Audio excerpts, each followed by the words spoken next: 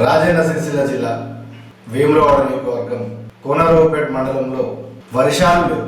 రైతులు వేసిన పంటలు పండుతాదో లేదో, లక్షల కోట్లు పెట్టిన పత్తి పొలాలు ఇప్పటికే వర్షాలు లేక భూగర్భ జలాలు అడగండిపోతున్నాయి.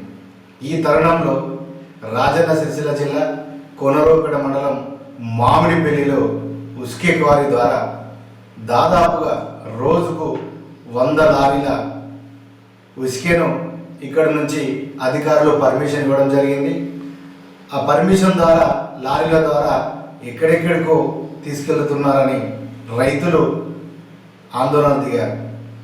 ఇప్పటికైనా అధికారులు మా యొక్క గ్రామం నుండి ఈ యొక్క ఉస్కే లారీలు ఈ కాంట్రాక్టర్ను రద్దు చేసి మా బాయిలు మంచినీళ్ళు అడగండిపోతున్నాయి, దయచేసి మమ్మల్ని అర్థం చేసుకోవాలంటూ రైతులు ఆవేదన వ్యక్తం చేస్తున్నారు.